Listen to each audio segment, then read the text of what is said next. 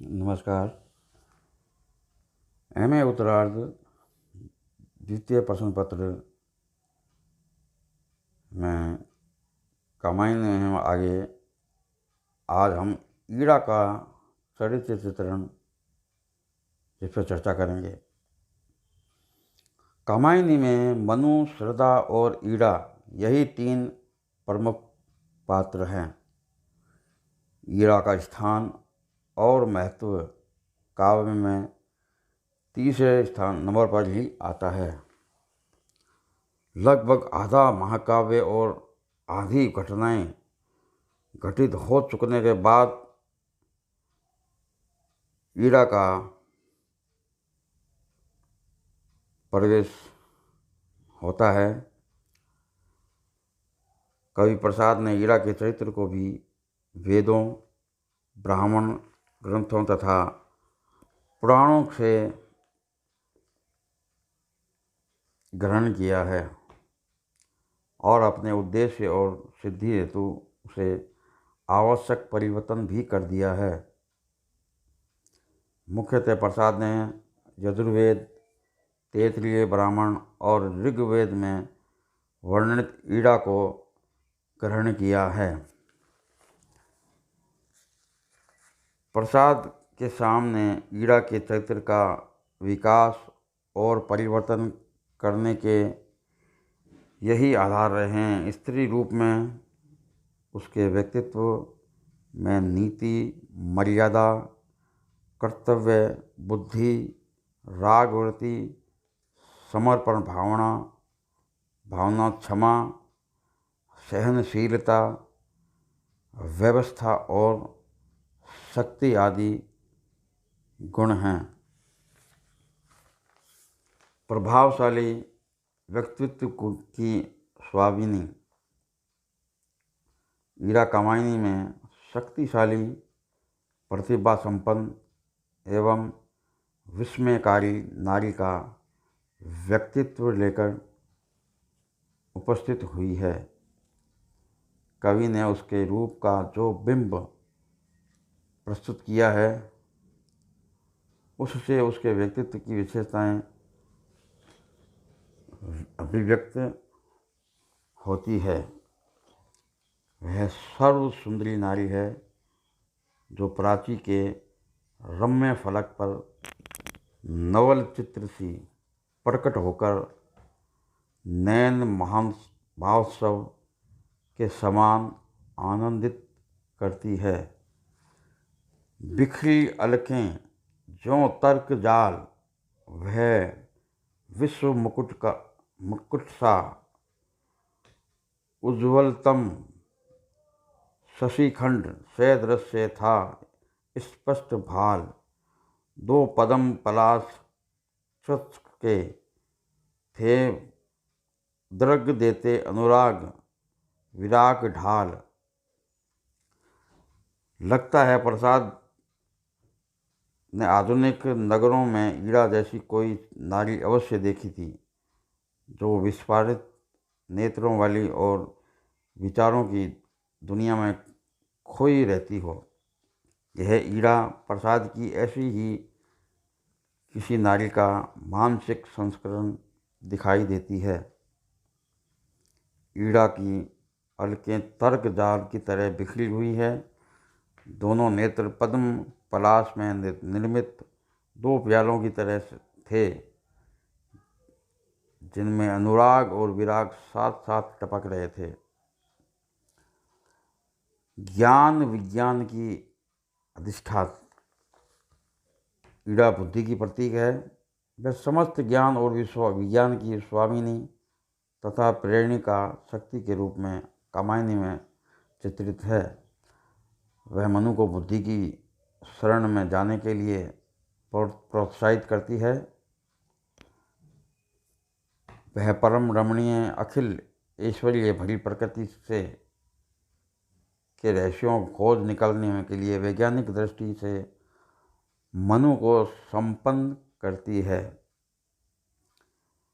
वह मनु को विश्व का निर्णायक बनने के लिए बुद्धि का सहारा लेने की प्रेरणा देती है। श्रद्धा इस संसार को महाचिति का विराट शरीर मानती है। तुम ही इसके निर्णायक हो कहीं विषमता या समता। तुम जड़ता को चैतन्य करो विज्ञान, सहज साधन उपाय, यश अखिल लोक में रहे छाए। मनु की प्रेरक शक्ति। श्रद्धा मनु को उस समय प्रेरणा देती है जब मनु जल प्लावन के बाद निराश और विषादग्रस्त तथा चिंता कातर है। वह उन्हें कर्म की ओर प्रेरित करती है कि शक्ति में विद्युत करणों को संगठित करके मानवता को विजयी बनाने के लिए उद्यम करो। लेकिन ईड़ा उस समय मनु की पथ प्रदर्शिका बनती है जब मनु उद्यमशील और कर्मशील में सक्रिय है। केवल श्रद्धा का एक छत्र शनै न पाने के कारण वे मानसिक उद्वेग से भरे हुए हैं। हृदय में श्रद्धा का प्रेम और विश्वास लहरें लेता है जिसे वे भुलाने का प्रयास करते हैं। हीरा अपनी तर्कशीलता और बुद्धि के प्रयोग से मनु को भावुकता से ऊपर उठाकर उन्हें संकल्प विकल्प से मुक्ति दिलाती है। हाँ, तुम ही हो अपने सहाय, जो बुद्धि कहे उसको न मानकर फिर किसकी भर नर शरण जाए।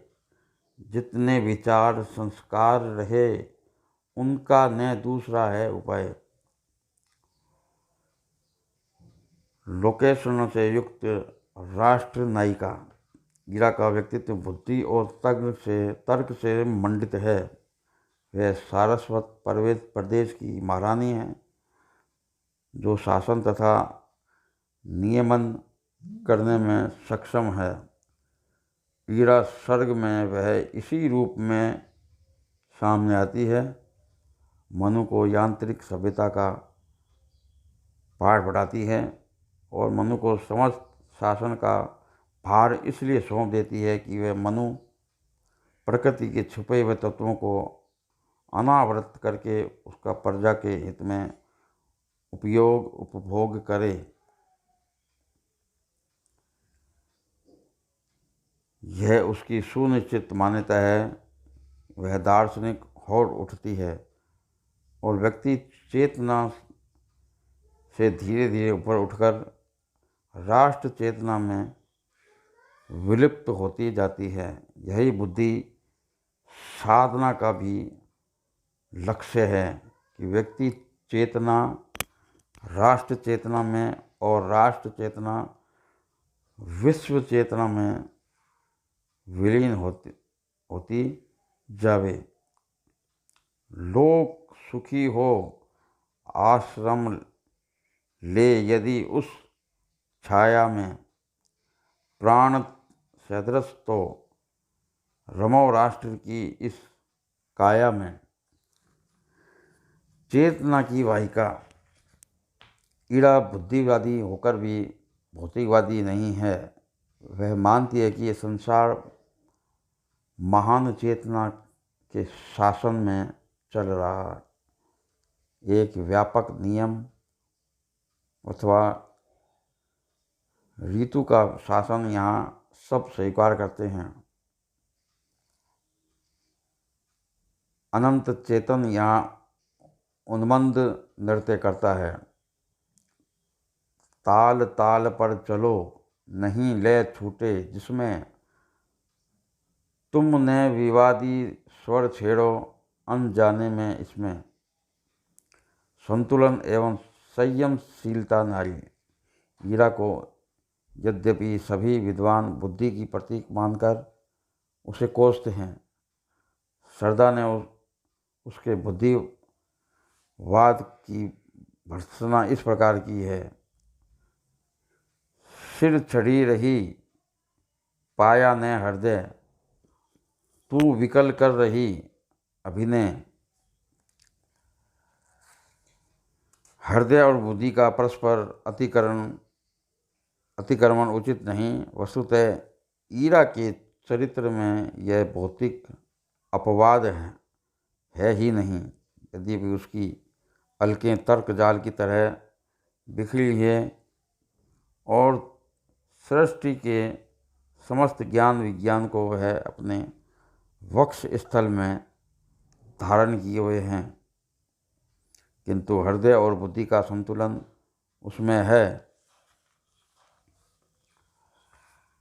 बुद्धिवादी ईरा मूर्छित मनु के पास रात रात भर बैठकर उसका उपचार करती है और उसके गुणों का स्मरण करती है। उसका हृदय उसकी बुद्धि से संगति बिठाने का प्रयास करता है। इसे दंड देने में बैठी या करती रखवाली में यह कैसी है विकट पहेली, कैसी उलझन वाली में। प्रायश्चित में स्वर्णोज्ज्वल बल ईरा के सारस्वत नगर में मनु का अहं जन विद्रोह का नेतृत्व करके भंग कर दिया, लेकिन कठोर बुद्धिवाहिनी नहीं बनी रह सकी। श्रद्धा और उसके कुमार को दुखी देखा, तभी तो उनके पास जाकर वह पूछती है, तुमको किसने बिसराया है? मैं आज अधिक चंचल हो रही हूँ, तुम अपनी व्यथा की गांठ खोलो।